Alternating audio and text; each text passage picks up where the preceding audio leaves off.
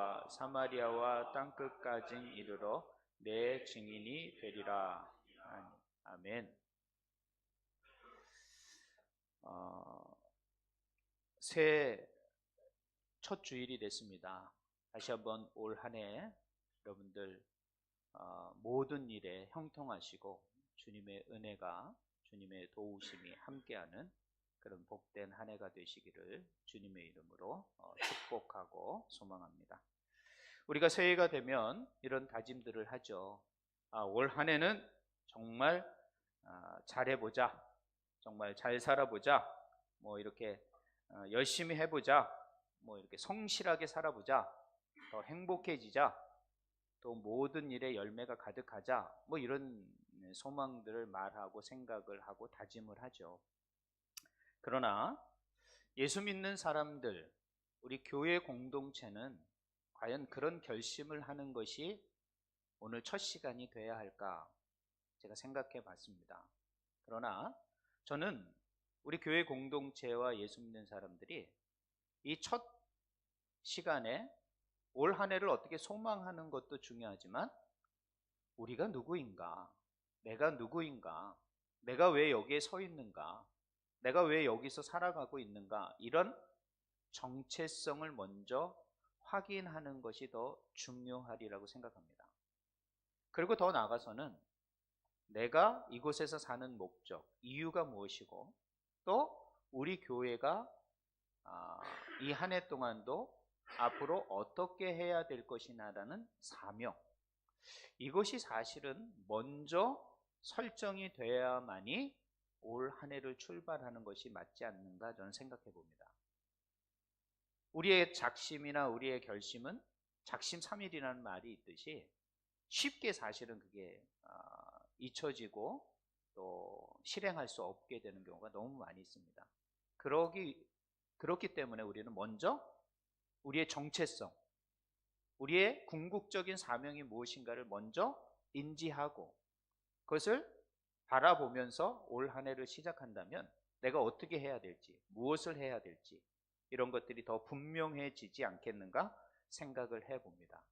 그래서 저는 우리 호치민 주한교회가 올 2026년은 과연 어떤 정체성과 어떤 사명을 가지고 나가야 할지를 좀 생각해 보는 시간을 가지려고 합니다. 그래서 오늘 주보에도 저희 교회의 비전을 제시할 때 전 성경 두 부분, 오늘 읽었던 마태복음 28장 18절부터 20절, 그리고 사도행전 1장 8절의 말씀이 우리의 올 한 해 또 우리의 남은 비전이 되어야 되겠다라는 생각을 갖고 오늘 말씀과 또 오늘 설교를 준비하게 됐습니다. 자, 그러면서 오늘 28장 18절 20절부터 읽었는데요, 우리가 17절에 보면 이렇게 되어 있습니다. 마태복음 28장 17절에 보면 예수를 배웠고 경배하니 아직도 의심하는 사람이 있더라. 생각해 보십시오. 예수님 앞에 모인 사람들 앞에서 오늘 예수님이 오늘 본문의 말씀을 말하시는데 그 가운데 뭐 하는 사람도 있었더라? 의심하는 사람도 있었다라고 말하는 사람이에요. 자, 예수님의 말씀을 듣고 있는 그 사람들 가운데 예수님을 단단하게 믿는 사람이 있는 반면에 예수님의 말씀을 아직도 믿지 못하고 의심하는 사람이 있다라고 말을 하는 거예요. 그렇게 의심하는 사람이 있는 가운데 예수님이 오늘 정말 중요한 이 말씀을 얘기하거든요. 그러니까 예수님은 그 사람이 믿는 사람에게만 이 말씀을 주시는 게 아니라 의심하는 사람, 아직 믿음이 단단하지 않은 사람에게도 이 말씀이 필요하기 때문에 주고 있다는 거예요. 그렇기 때문에 오늘 우리는 혹 이 자리에 앉아있는 저와 여러분 가운데 믿음이 나는 부족해, 이 말씀은 내 말씀이 아니야, 이렇게 생각하시는 분이 있으시면 안 돼요. 왜냐하면 이 말씀을 하시는 예수님조차도 의심하고 있는 사람들에게도 말하고 있기 때문입니다. 그렇기 때문에 이 말씀은 의심하는 사람이든 믿음이 좋은 사람이든 세상의 모든 교회 공동체라면 예수님 앞에 나온 사람이라면 다 이 말씀을 듣고 이 말씀이 무엇을 의미하고 이 말씀이 어떤 것을 의미하는지를 알게 하시려고 예수님은 지금 의심하고 있는 사람들 앞에서도 이 중요한 말씀을, 이 마지막 하늘로 올라가시기 직전의 말씀을 지금 하고 계시다는 거예요. 참 중요한 말씀이죠. 그러니까 여러분의 상태가 어떻든 가운데 하나님 예수님께서 말씀하신 이 말씀은 누구나 예수님 앞에 나온 모든 사람은 들어야 할 말씀이라는 것을 깨닫고, 그렇기 때문에 이것이 우리의 정체성과 우리의 사명을 말할 수 있는 아주 중요한 본문이 되는 것입니다. 여러분, 사명에는 저는 세 기둥이 있다고 생각을 해요. 오늘 본문의 말씀이죠. 그것은 바로 왕적인 근거에 두고 이 사명이 주어지고 있다. 그 다음에 이 말씀에는 제자를 삼는 것에 초점을 맞추고 있다. 그리고 이것을 이루기 위해서 예수님께서는 내가 너희와 함께 한다라는 이 약속, 동행의 약속을 하고 계시다라고 말씀드릴 수 있습니다. 자, 그러면 먼저 오늘 본문의 말씀 28장 18절에 하늘과 땅의 모든 권세를 내게 주셨다라고 말하는 이 본문을 먼저 생각해 보려고 합니다. 자, 예수님께서는 제자들에게 이 의심하는 이 예수님 앞에 모여 있는 이 사람들에게 먼저 명령하면서 왜 이 명령이 어떤 근거에서 시작됐는지를 먼저 말하고 있어요. 그것이 바로 근거입니다. 이유가 무엇이냐? 내가 너희들에게 이렇게 명령하는 이유, 근거는 뭐냐? 바로 내가 왕이다라는 거예요. 즉 예수님의 왕권에 근거해서 이 명령을 하는 거예요. 왕의 명령이라는 것이죠. 이 왕의 명령이라는 것을 생각해야 됩니다. 그럼 여기 본문에 쓰여진 권세라고 말하면 어떤 사람은 어떤 군사력인 힘, 어떤 그런 능력이라고 생각하는데 이건 그런 게 아니라 바로 예수님이 왕되심, 부활의 왕되심의 그 권위로서 말씀하고 계시다라는 거예요. 그럼 예수님의 그 왕의 권세는 어떤 권세냐면 십자가에서 죄값을 치르고 부활로 승리하신 예수님께서 하나님에게로부터 모든 권세를 부여받게 되는 거예요. 그러니까 세상의 모든 통치와 심판의 권세까지 예수님이 모든 것을 받으셨다라는 거예요. 그것이 바로 십자가와 부활에 근거한 권세를 의미하는 겁니다. 그렇기 때문에 여러분들은 어떻게든 십자가와 부활을 붙드셔야 돼요. 이 예수님의 십자가와 부활을 붙들지 않는 이 신앙은 제대로 된 신앙으로 성장할 수 없기 때문인 것입니다. 이 사명을 감당할 때도 마찬가지입니다. 이 사명을 감당한 근거는 뭐냐? 예수님이 모든 권세를 가지신 분이다. 이것을 가지고 그분이 명령한 것을 듣게 될 때 그것을 완수할 수 있게 되는 거예요. 이게 어디서 온 거지? 라고 하면 안 되는 것이죠. 우리가 이 근거가 왜 중요한지를 좀 아셔야 되는 것입니다. 우리가 이 타문화권에서 베트남에서 살아가면서 여러분이 통제할 수 없는 일들이 많이 생깁니다. 이제 2026년에는 더 많이 생길 겁니다. 왜냐하면 지금 행정이 바뀌어졌죠. 그리고 듣는 소문으로는 한국인들에게 비자가 지금 발급되기가 어려운 부분이 있어요. 저희 여기 교회도 지금 회사가 있고 그 회사로 저는 부부 비자를 저도 받고 있는데 저희만 있는 게 아니라 또 다른 우리 또 관계된 분들 투자자들이 있습니다. 그분들이 지금 비자를 받아야 되는데 정식 회자고 세금 관리가 다 되는데도 지금 딜레이가 되고 있는 거예요. 그만큼 지금 비자 문제도 어떻게 될 줄 몰라요. 여러분의 사업, 직장, 그다음에 요즘에 환율 어떻습니까? 여러분이 통제할 수 있는 선을 넘어섰습니다. 여러분이 통제 가능한 것들이 많은 것 같지만 절대 그렇지 않습니다. 우리가 통제할 수 없는 일들이 너무도 많이 일어난다는 것이에요. 그렇기 때문에 교회의 사명도 마찬가지예요. 우리의 환경이, 우리의 여건이, 우리의 재정 상태가 좋으니까 이렇게 이런 일을 합시다. 이렇게 해서 우리의 사명의 근거를 잡는 게 아니에요. 그러면 언제든 그 통제할 수 없는 상황과 환경이 바뀌어버리게 되는 거예요. 그렇기 때문에 어떤 사명을 잡을 때 교회의 어떤 환경 위에 세우지 않습니다. 바로 그것은 예수님의 왕권, 세상의 모든 권세가 예수님에게 주어졌다라는 이 근거 위에 저희들의 사명을 감당해 가야 된다라는 것이죠. 그렇기 때문에 예수님이 모든 권세의 왕이시다. 그렇기 때문에 나는 이 사명을 듣고 순종하고 감당해 내야 한다. 라는 그런 근거와 이유를 분명히 알아야 된다는 것이죠. 우리의 환경이 좋으니까 하자. 우리 환경이 나쁘니까 못한다. 이게 아니라 예수님이 왕이시다라는 이 근거 위에 우리의 사명에 뿌리를 두고 그 기초를 두고 출발해야 된다고 말씀하고 있는 거예요. 내가 너희들에게 명령하는데 이 명령은 내가 모든 하늘의 땅의 권세를 가진 자기 때문에 너희들에게 명령한다. 그렇기 때문에 우리의 사명은 어떻게 돼요? 환경을 따라 받는 그런 명령이 아니라 예수님이 모든 땅과 하늘의 권세를 가지신 왕의 권세를 우리에게 명령하는 것이기 때문에 우리 교회의 사명은 이 예수님의 왕되심의 근거 위에 지금 사명을 이해하셔야 된다는 거예요.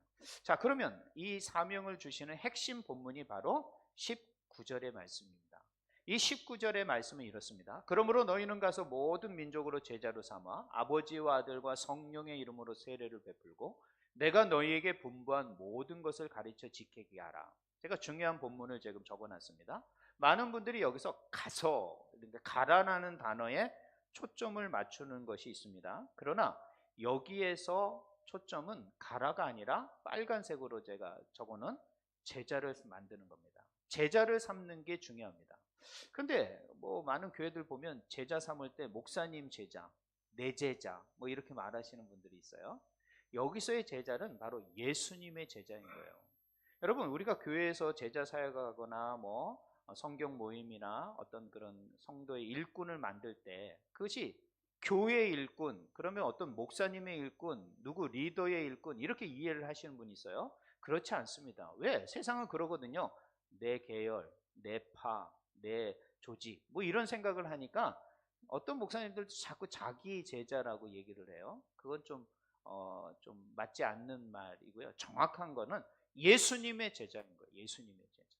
바로 여기서 말하는 제자를 삼는 게 이 본문의 핵심인 것입니다. 그렇기 때문에 저희 교회 2026년의 호치민 주한교회 방향과 목표는 분명합니다.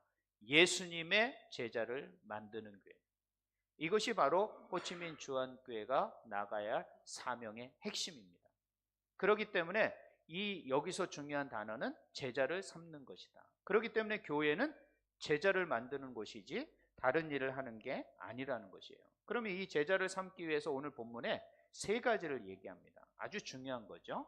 그게 바로 3요소입니다. 제자 삼기 위한 3요소가 있는 게, 첫째는 먼저 가라는 거예요. 가라는 거예요. 가라는 것은 뭐예요? 경계를 넘는 거예요. 제자를 삼기 위해서는 출발해야 됩니다. 제자리에서 할 수 없어요. 움직여야 된다는 거예요.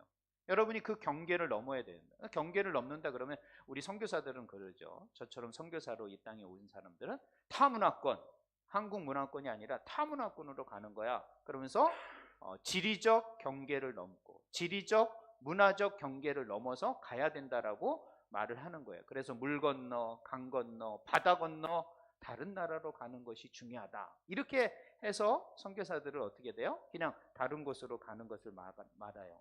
근데 여기서 가라는 것은 그렇게 어떤 눈으로 보이는 어떤 그런 지리적, 어떤 경계적 거리를 가라는 의미도 있지만 여기서 뭐냐면 다가가라는 말이 있습니다. 다가가라는 거예요. 좀 그들에게 찾아가라 이렇게 말을 할 수가 있는 거예요. 우리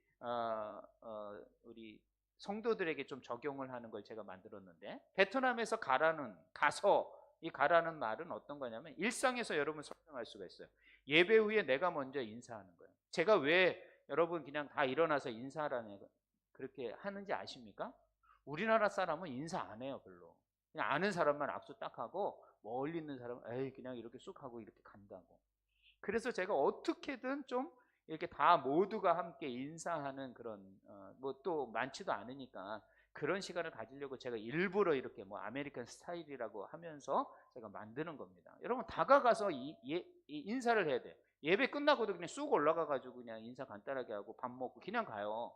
그러면 진짜 그게 뭐 1년 2년 가면 또 멀어지고 그러는 거예요. 그래서 그런 가라는 것을 제가 만들기 위해서 그렇게 만드는 겁니다. 그리고 새로운 사람이 있으면요 연락처를 좀 받아서 연락을 할 수 있게 되는 겁니다. 혹시 또 서운한 사람, 마음이 다쳐서 있는 사람은 한 번 더 문자를 보내서 좀 두들기는 거예요. 이게 다 가서에 해당이 되는 겁니다. 내가 어느 타문화권, 지리적 어떤 문화적 한계를 넘는 어떤 그런 경계의 한계를 넘는 게 아니라 우리 주변에 있는 가깝지 못한 사람, 좀 가까워야 되는데 그러지 못한 사람들을 위해서 내 시간을 내주고 그들에게 찾아가는 것. 이게 바로 오늘 본문에 적용이 되는 가서입니다. 나에게 해당되는 가서가 되는 거예요. 그렇기 때문에 이번 한 주간 여러분이 좀 이런 실천을 했으면 좋겠습니다. 한 사람에게 먼저 다가가서 커피 한 잔을 같이 하든지, 아니면 안부를 한번 묻든지, 아니면 짧은 메시지라도 한번 전해서 그렇게 그 사람들을 제자 삼기 위해서 순종하는 마음으로 한번 찾아가면 어떻겠는가? 그런 게 바로 가서에 해당이 되는 겁니다. 저는 이 베트남 땅까지 왔지만 여러분들 우연히 여기서 온 게 아니에요. 하나님이 다 여러분의 삶의 지경을 다 책임져 주시고 여기로 오게 하신 거예요. 그러니까 여기에 왔으니 여기에 온 이유와 목적을 분명히 깨닫고 믿고 여러분이 그 관계성을 만들어 가시는 게 중요합니다. 두 번째는 뭐냐면 세례를 주다라는 말이 있습니다. 세례를 준다라는 말은 어떤 거냐면 예수 믿으니까 다 뭐 어떤 절차상의 세례를 주는 거다라고 말을 하는데, 여기서 세례는 그런 게 아닙니다. 세례는 너가 어디에 소속이 됐느냐, 너의 정체성이 이제 소속이 어디냐, 이걸 묻는 거예요. 그러니까 이제는 세상 속에서 살던 사람이 내가 이제 예수님을 구주로 믿고 세례를 받았다. 그럼 나는 이제 소속이 하나님에게 소속이 된 거예요. 그 교회에 소속이 된 거예요. 이런 소속감을 갖게 할 때 어떻게 되는 거예요? 공동체를 이루고 함께 주님의 제자로서 살아갈 수 있게 되는 것이죠. 소속감이 없는데 그게 무슨 일을 할 수 있습니까? 여기서 세례를 준다라는 것은 뭐예요? 우리가 교회에서 세례를 주면 세례 명부가 있고 세례 뭐 이렇게 합니다. 그렇기 때문에 이 세례는 소속, 정체성을 표시하는 아주 중요한 행위라는 거예요. 그렇기 때문에 여러분, 교회에서 내가 세례를 받지 않았다, 그럼 세례 받으셔야 되는 거예요. 그러므로 그 세례로 인하여 내 소속이 어떻게 됐는가? 그래서 여기서 뭐예요? 삼위 하나님으로 세례를 주라. 하나님과 성부와 성령의 이름으로 세례를 주고. 이건 뭐예요? 삼위 하나님에게 너는 소속이 된 사람이야. 하나님에게 소속이 된 사람이야. 그리고 그 세례를 받은 곳이 나의 소속 교회가 되는 것이죠. 그래서 소속감을 갖게 하는 것, 하늘에 속한 사람이라는 것을 확인하는 행위를 세례를 주라. 이 제자를 삼는데 아주 중요한 일입니다. 그렇기 때문에 여러분, 이제 우리가 이제 교회에서 임직을 오래 하지 않습니까? 임직식을 할 때도 장로님이나 안수 집사님 같은 거는 세례를 주는 겁니다. 이 물세례를. 그 물세례로 안수하면서 뭐예요? 소속감을 갖게 되는 거죠. 교회의 참 일꾼이 된 거죠. 교회에 이제 아주 움직이 되어서 교회의 소속감을 가지고 일하게 하는 거. 이게 바로 세례, 임직, 안수의 표시입니다. 이게 제자로서 가는 두 번째 단계예요. 그럼 세 번째 단계는 뭘까요? 바로 가르쳐 지키게 하는 거예요. 가르쳐 지키게 하는 게 중요해요. 여기 사실은 아주 중요한 내용이 바로 가르쳐 지키게 하는 거예요. 여러분, 가르치는 거, 우리는 자꾸 가르치는 것에 초점을 맞춰요. 여러분, 진리라는 것은 지식이 아닙니다. 자꾸 진리 그러면 우리는 자꾸 헬레니즘, 또 여러 가지 서양적인 어떤 이해를 가져왔어요. 유럽에서 미국에서 유럽적인 이해를 가져와서 여러분이 자꾸 그리스적인, 헬라적인 이해로 진리를 아는 것, 그러니까 지식을 알면 내가 진리를 아는 것처럼 생각해요. 물론 아는 게 맞습니다. 그러나 히브리적인, 성경적인 알미라는 것은 체험이 돼야 되는 거예요. 즉 순종이 돼야 되는 거예요. 지켜져야 된다는 거예요. 그러니까 지식은, 이 진리는 지식이 아니라 뭐가 돼야 되냐면 순종의 훈련이 돼야 되는 거예요. 그렇기 때문에 여기서 가르쳐 지키게 한다는 것은 순종의 훈련을 살아야 된다는 거예요. 진리는 정보가 아닙니다. 이 정보 만능 시대에 사니까 성경에 대해서 많이 알고 지식적인 것들이 많이 쌓여지면 내가 믿음이 좋은지 알아요. 착각하는 겁니다. 아는 것이 믿음이라면 여러분, 뭐 석박사 하는 사람이 더 믿음이 좋죠. 그렇지 않습니다. 아무 배움이 없는데도 믿음이 좋은 권사님, 집사님들 성경 교회에서 너무 많습니다. 그렇기 때문에 믿음은 아는 거나 지식이나 정보가 아니라는 거예요. 반드시 지켜야 되는 거예요. 이 말은 다른 말로 하면 순종의 삶을 살아야 된다는 거예요. 순종 훈련을 시키라는 거예요. 예수님이. 너희들이 예수님의 제자를 만들기 위해서는 반드시 순종 훈련을 시키지 않으면 안 된다. 그래서 제가 올해 여러분 지금 3일째 제가 여러분 성경 마태복음 1장, 한 장만 읽는 겁니다. 마태복음 2장, 마태복음 3장 읽어가지고 거기에 질문이 있지 않습니까? 이것의 핵심, 장의 주제는 뭡니다. 관찰을 하십시오. 해석을 하십시오. 적용을 하십시오. 그리고 기도 제목을 제가 넣고 그 밑에다가 구글 폼을 넣어놨죠. 우리 남성교회 오늘 오전에 공부했는데 제가 구글 폼 다 들어가게 해가지고 실제적으로 다 저에게 다 구글 폼 제출하도록 딱 했어요. 금방 하더라고요.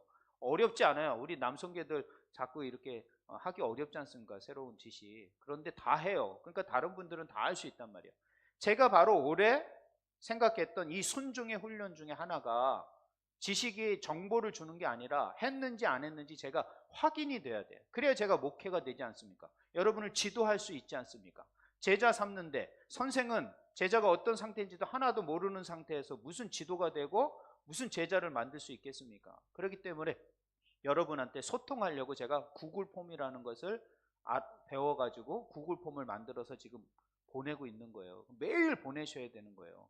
혹시 매일 바빠서 못할 경우에는 일주일에 2-3번은 해서 보내시란 말이에요. 그래서 실천 훈련을 하는 거예요. 그래서 제가 말씀 한 개를 주는 거예요. 한 장을 주는 거예요. 그래서 신약마저는 반드시 다 읽게 하겠다. 그래서 9월달 정도면 다 마치게 돼요. 한 장씩 읽으면 마태복음에서 요한계시록 22장까지 9월달이면 다 마치게 되는 거예요. 저는 1년치를 벌써 이제 다 만들어 놓았죠.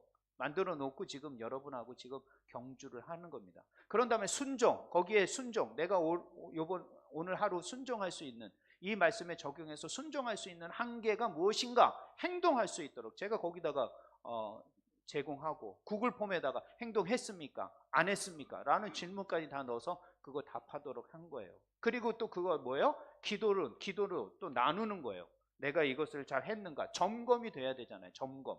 이것들을 지금 맞물려서 여러분한테 올 한 해 제자로 만들기 위해요. 예수님의 제자를 만들기 위해요. 교회는요, 사람이 많다고 주님의 교회가 아닙니다. 그 교회에 주님의 제자, 예수님의 제자가 몇 명이냐? 아는 사람이 많은 게 아니라 그 말씀대로 살아내는 사람이 몇 명이냐? 그게 바로 교회 사이즈예요. 그게 교회 크기라고. 교회의 능력이 그거라는 거예요. 무슨 많이 모인다고 안 모인다고 그게 작은 교회가 아니라는 거예요.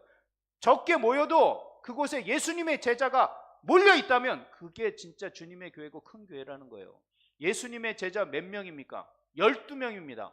5,000명을 먹이시고 거기에 달린 식구까지 하자면 2만 명을 먹이신 예수님께서 2만 명 제자를 못 세웠겠냐는 거예요. 그러나 예수님은 단 12명. 이건 뭐예요? 예수님의 말씀을 듣고 그대로 살려고 목숨 내건 사람이 12명이라는 거예요. 그 12명 중에 한 명은 배신했음에도 불구하고 예수님은 그 12명으로 지금의 온 인류를 가장 많은 기독교가 되게끔 하시는 주님의 능력을 보시란 말이에요. 역사를 보면서 예수님이 그 역사 속에서 무너질 것 같은 이 기독교가 살아나는 그것들을 보시라는 거예요. 그게 바로 제자가 하는 일이라는 거예요. 그렇기 때문에 제자가 몇 명이냐가 교회를 결정하는 겁니다. 여러분, 잘못된 생각으로 교회를 생각하시면 안 돼요.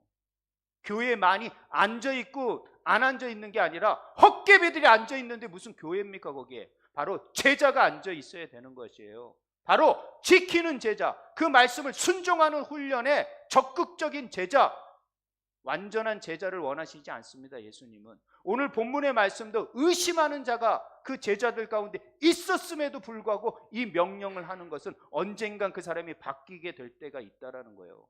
그렇기 때문에 그 교회의 능력은 바로 제자가 있느냐 없느냐예요. 그렇기 때문에 올 한 해 저희 교회가 여러 가지를 추진하지만 중요한 것 하나는 우리 교회는 주님의 제자를 만드는 교회가 되어야 되겠다.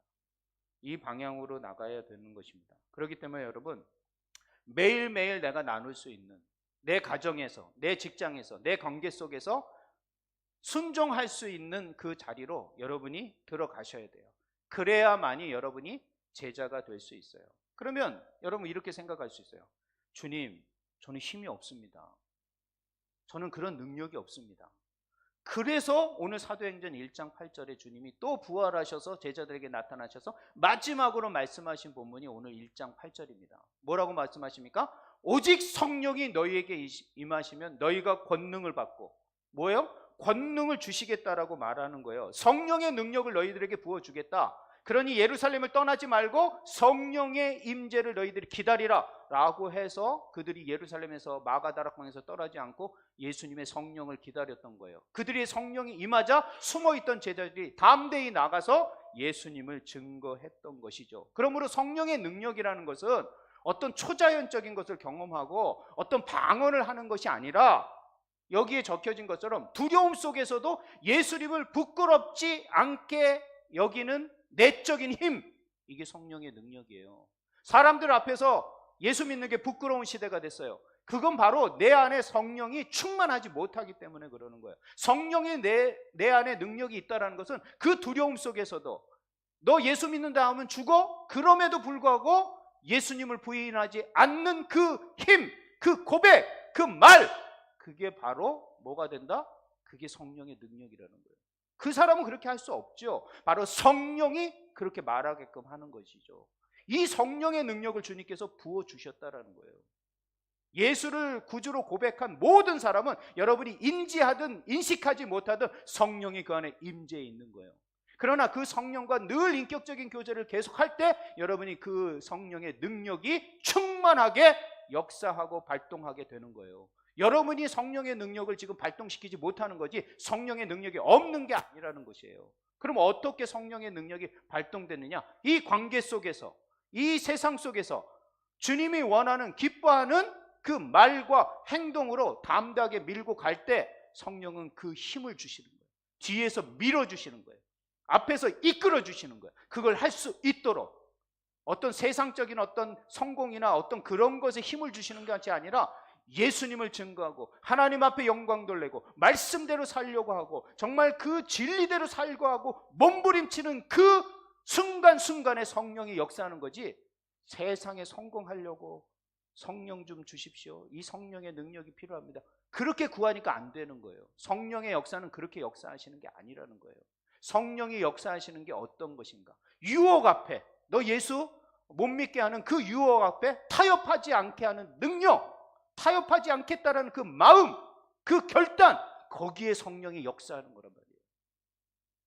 이런 성령의 능력을 여러분이 구한다고 주는 게 아닙니다. 하나님이 그냥 부어주시는 거예요. 예수 그리스도의 십자가와 그 복음을 믿는 자고 받아들인 자에게, 구주로 믿는 자에게 부어주시는 거예요. 강권적으로 부어주시는 거예요. 그거는. 그러면서 우리에게 이 사명, 제자를 만드는 일을 하라라고 명령하고 있는 것입니다. 다시 한번 말씀드리지만 교회는 프로그램 하는 데가 아니에요. 동아리처럼 어떤 활동하는 게 아닙니다.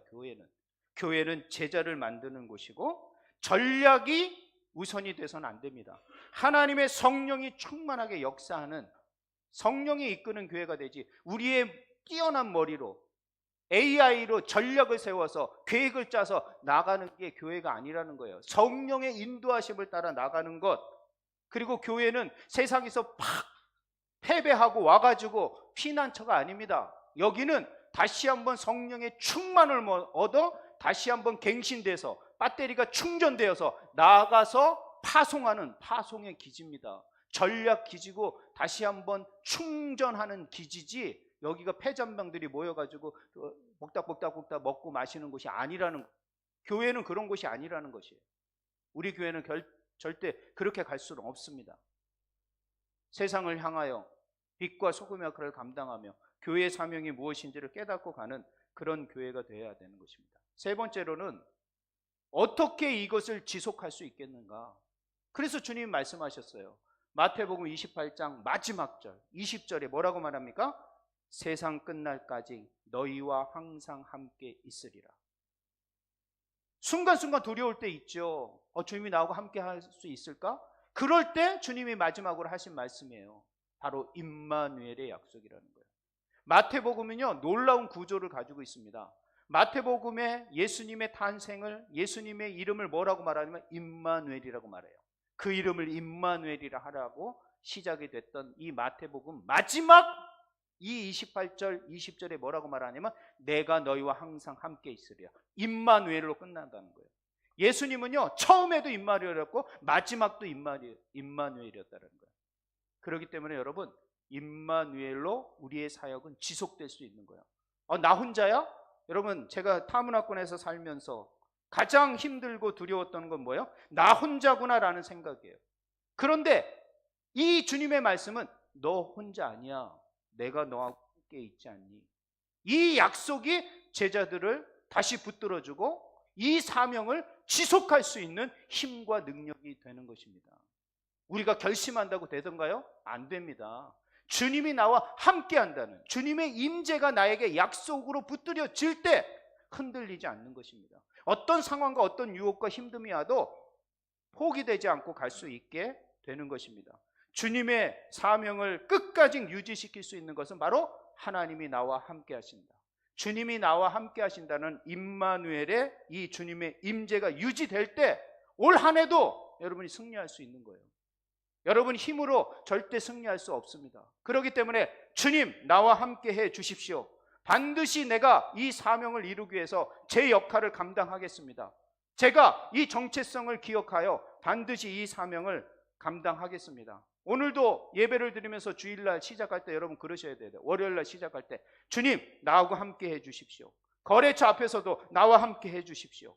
아이들의 문제 앞에서도 나와 함께 해 주십시오. 관계의 갈등 속에서도 하나님 나와 함께 해 주실 줄 믿습니다. 이 믿음으로 여러분 가서 한 사람을 만나고 그들에게 순종하게 하고 그들에게 복음을 전하는 것, 이것이 바로 임마누엘이 가능하게 하는 거예요. 임마누엘의 믿음이 없으면 여러분 절대 1년 동안 이 마음, 이 결단, 이 사명 지속할 수 없다라는 거예요. 그렇기 때문에 반드시 하나님이 우리와 함께 한다라는 이 말씀을 붙들고 여러분이 이 한 해 동안 제자를 삼는 교회로서 함께 동행해 주시기를 주님의 이름으로 부탁합니다. 말씀을 맺도록 하겠습니다. 사랑하는 호치민 주한 성도 여러분, 새해 첫 주일에 교회는 다시 선포하기를 원합니다. 호치민 주한교회는 제자를 삼는 교회가 되길 원합니다. 왕의 권세 위에 부활과 십자가의 승리를 하신 그 예수님의 왕권 위에 그 권세 위에 성령의 능력으로 열방 가운데 증인으로 살아갈 것입니다. 가서 다가가고 세례로 소속감을 갖게 하고 말씀을 가르쳐 지키게 하는 순종의 훈련을 감당하게 할 것입니다. 우리는 확신합니다. 주님이 우리와 함께 하신다는 이 약속을 붙드는 한 주님은 우리와 함께 하셔서 임마누엘 약속을 붙드는 사람들에게 반드시 승리해 주실 줄 믿습니다. 이 믿음으로 2026년 호치민 주한교회는 달려가길 원합니다. 여러분 함께 동행해 주시고 또 그런 동행의 삶을 함께 해 주시는 우리 모든 주한 성도들이 되시기를 주님의 이름으로 부탁드리고 또 다시 한번 임마누엘 주님을 붙들어 승리해 가시는 우리 모든 주의 성도들이 되셔서 정말 하나님 앞에 섰을 때 잘하였다 칭찬받는 그런 모든 축복의 주인공들이 다 되시길 주님의 이름으로 축원드립니다. 기도하시겠습니다. 하나님 감사합니다. 오늘 이 첫 예배를 통하여 다시 한번 우리의 정체성과 우리가 왜 여기에 서 있는지, 왜 와 있는지를 깨닫게 하시고 또 우리의 교회 공동체가 어디를 향하고 무엇을 해야 하는 사명을 깨닫게 하여 주심을 감사합니다. 하늘과 땅의 모든 권세를 가지신 예수 그리스도의 왕 되심을 다시 한번 고백드리고 믿습니다. 성령님 우리에게 임하셔서 능력을 주시고 예수의 증인으로 살게 하여 주시옵소서. 우리 교회가 제자를 삼는 교회가 되게 하시고 가서 이웃을 다가가는 교회가 되게 하시고 세례를 통하여 우리의 정체성과 소속감을 세우게 하시고 말씀을 가르쳐 지키게 하는 순종의 훈련을 견고히 세워가게 하여 주시옵소서. 무엇보다도 우리와 함께 하신다는 임마누엘 약속을 붙들고 이 마지막 2026년 날까지 전진하며 달려갈 수 있는 신앙으로 승리해 갈 수 있는 우리 모두가 되게 하여 주시옵소서. 이번 한 주간도 순종의 삶을 살게 하여 주시옵소서. 주님이 우리와 함께 하실 줄 믿습니다. 이 믿음으로 이 한 주간도 승리하는 우리 모든 주의 성도들이 되게 하여 주시옵소서. 감사드리며 예수님의 이름으로 기도했습니다. 아멘. 다 같이 일어나셔서 주님 다시 오실 때